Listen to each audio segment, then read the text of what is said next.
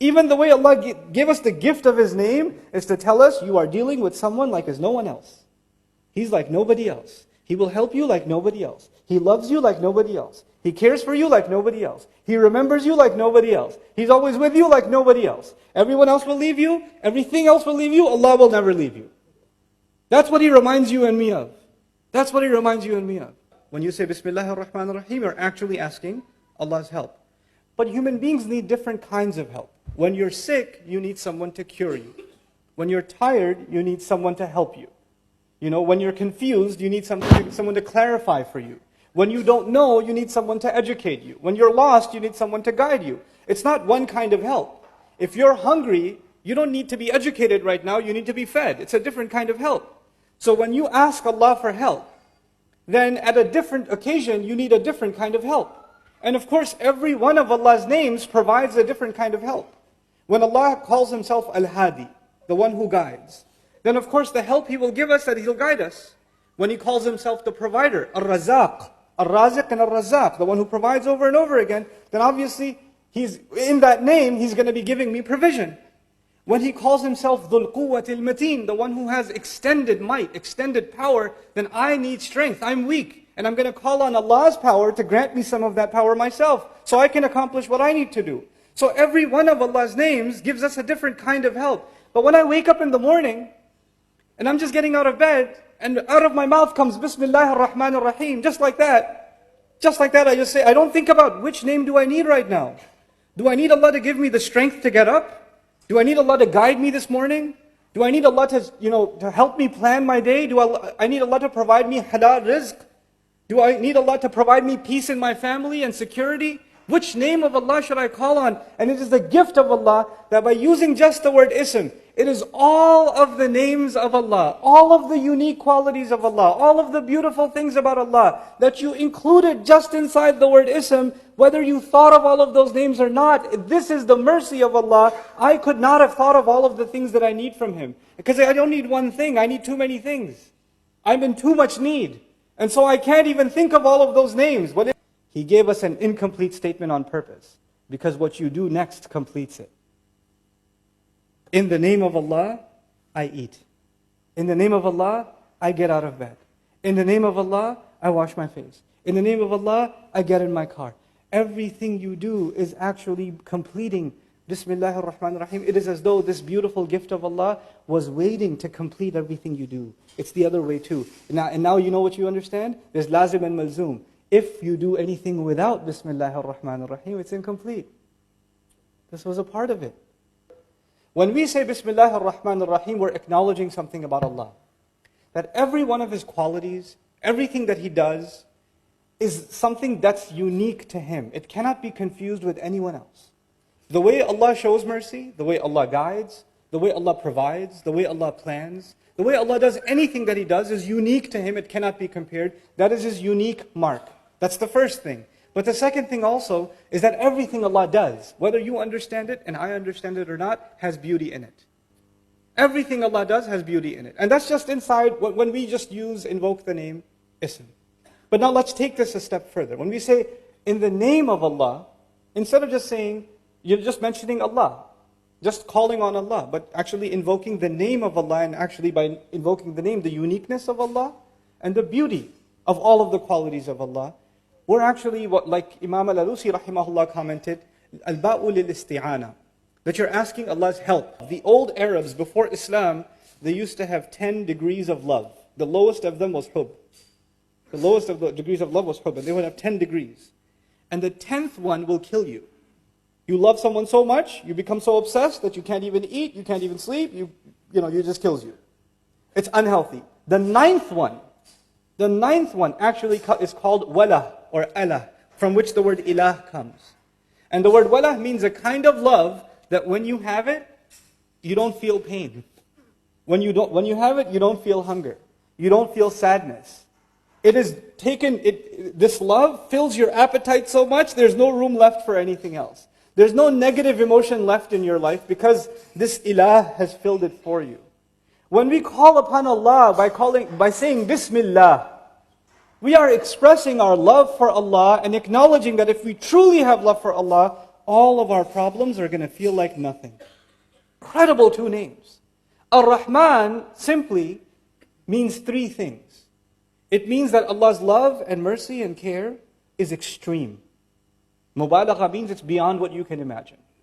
It also means, so it's extreme, that's the first thing. The second thing is that it's immediate. The second thing is that it's immediate, which means you don't have to wait for it. It's happening right now. And the third of the meanings of when you use fa'lan, that's the scary one, it's actually not permanent. It's extreme, it's immediate, but it's not necessarily permanent. When you say, for example, in Arabic, atshan. Atshan means thirsty. Thirst is not permanent. When you say jaw'an, jaw'an is extremely hungry. It's extreme, it's immediate, but it's not permanent. When you say ghadban, extremely angry, it's not permanent. Well, for some people it is, but yeah, for most people it's not permanent. You know? But the beauty of the Arabic language and the beauty of how Allah chose to describe Himself, this is a kind of mubalagha. Even if it's temporary, it doesn't go away on its own. If you're thirsty, the thirst will not go away on its own until you use water. If you're hungry, hunger will not go away on its own until you eat food. If Allah is Ar-Rahman, if Allah is excessively loving, excessively caring, excessively merciful, that extreme love, mercy, and care will not go away ever until you remove it. Until you don't want it. Allah will never take it away. People don't want it sometimes. Rasulullah ﷺ one time told the Sahaba, strangest thing, the Sahaba are sitting there, and he looks at them and he says, كُلُّكُمْ يَدْخُلُ الْجَنَّةِ إِلَّا مَنْ أَبَى. He said, all of you are going to Jannah, except the one who refused. This like, why would? And even the Sahaba asked the same question that came in my head. وَمَنْ يَأْبَى مِنَّا يَا رَسُولَ اللَّهِ. Who's gonna refuse? Why would we refuse to go to Jannah? He says, مَنْ أَطَاعَنِي دَخَلَ الْجَنَّةِ وَمَنْ أَبَانِي فَقَدْ أَبَى مَنْ عَصَانِي فَقَدْ أَبَى. Whoever obeyed me, whoever came to me, because he's the بِالْمُؤْمِنِينَ رَؤُوفُ الرَّحِيمُ, he's the merciful messenger of Allah. Whoever came to me in obedience wanted to go to Jannah. Whoever forgot about me, disregarded me, he didn't want to go. You and I can remove ourselves from Allah's mercy. Allah will not close the door. We close the door. And sometimes you close the door for many years. Sometimes you close the door for many, many years. And then you open it. And when you open it, Allah doesn't say, why did you close it? Get lost. I don't want you anymore. He doesn't do that. The door remains open. The doors of Allah's mercy and His care and His love remain open. There's a father, or a mother even, and she pours her love out on her child. She takes care of this child even before the child is born. This kid is inside her stomach, causing her pain, destroying her body from within, and all she does is make dua for him. When will you ever find another human being, all you do is cause them pain? Every day goes by, the womb gets heavier and heavier. Now she's throwing up even more and more and more. Food starts tasting like paper. She can't even sit down straight. Her back hurts all the time. She's even hurting when she's sleeping. She has to and she's worried about her, and she's hungry all the time because the baby takes all the food. And it doesn't even taste good for her to eat. This creature causes her pain upon pain upon pain. وَهْنًا عَلَى وَهْنٍ كَمَا يَقُولُ الْقُرْآنِ. Subhanallah. Weakness on top of weakness. Burden on top of burden. And yet all she does is her love keeps increasing. Her love doesn't go down, it keeps increasing. It doesn't say, enough already, child. I had enough. I've been dealing with you for 6 months. There's 3 more months to go. She doesn't do that. Her du'as start increasing. She comes to the imam and says, which surah can I recite so my baby can hear it? And then the baby comes out and almost kills her. Almost kills her. She bleeds almost to death. And when will you ever have someone that bleeds you? That almost kills you? And the first thing you want to do is take care of them and hug them and feed them. That's your mother. That's what she does. And that's just what she did at birth. What the love that she's given you, the support that she's given you, even when you're an adult, so many of you, there's no one you can talk to and you'll talk to your mother. There's no one who will understand you, your mother will understand you. There's no one who will feel your pain, your mother will feel your pain. That's not just when we were babies, even when you're 50 years old, it doesn't matter. And that mother, somebody goes to her, the son goes to her and says, Mom, you're so great. You make such good roti. Please help me. And the mother's thinking, that's all I'm good for? I've done nothing else for you but make roti? That's the one thing that came in your mind? All the other sacrifices I made? I took, 5 different trains and 3 different buses to get a job so you can go to college and all you can thank me is you made roti the other day? That's all that came in your mind? How ungrateful are you? She doesn't say it, but she feels it. She doesn't say it, she still loves you. But you and I, no matter how hard we try, we can never acknowledge the goodness of our mother. We can't do it. If we were to call on Allah with one name, imagine you called on Allah, Ya Razzaq, Bismil Razzaq. I just call on Allah the name of Razzaq, that's it. Then you're only appreciating what about Allah? That He provided for you. But you didn't appreciate that He guides you. You didn't appreciate that He protects you. You didn't appreciate that He secures you and gives you good people in your life. You didn't appreciate that He gives you knowledge. You didn't appreciate that He made you Muslim. That He gave you your health. That He gave you your job. You didn't appreciate any of those things. You just reduced everything about Allah to one of the things He does. One of them. And Allah kept us from reducing Allah Himself subhanahu wa ta'ala because that's offensive. We wouldn't even know. وَيُعَلِّمُكُمْ مَا لَمْ تَكُونُوا تَعْلَمُونَ. He taught you what you couldn't have even known. We would have even been praising Allah and it would have been offensive because it's just not enough. So He gave us Bismillah. I go to my teacher for knowledge. I go to my parents for support. And when I'm young, for provision. I go to my spouse for emotional support and love. I go to different people for different things. But to Allah, you go to Him for all things. You go to Him for everything. There's not one thing that is missing when you and I turn to Allah. So that's the first part of the equation, Bismillah. But then Allah didn't stop there. Even actually, I want to share with you some things about the word Allah. The old Arabs, before Islam, they used to have 10 degrees of love. The lowest of them was hub. The lowest of the degrees of love was hub, and they would have 10 degrees. And the 10th one will kill you. You love someone so much, you become so obsessed that you can't even eat, you can't even sleep, you just kills you. It's unhealthy. The ninth one actually is called wala or Allah, from which the word ilah comes. And the word wala means a kind of love that when you have it, you don't feel pain. When you have it, you don't feel hunger. You don't feel sadness. This love fills your appetite so much, there's no room left for anything else. There's no negative emotion left in your life because this ilah has filled it for you. When we call upon Allah by saying Bismillah, we are expressing our love for Allah and acknowledging that if we truly have love for Allah, all of our problems are going to feel like nothing.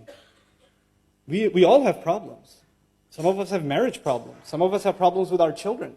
Some of us have problems with money. Some of us have problems with health. Some of us have problems with extended family, friends.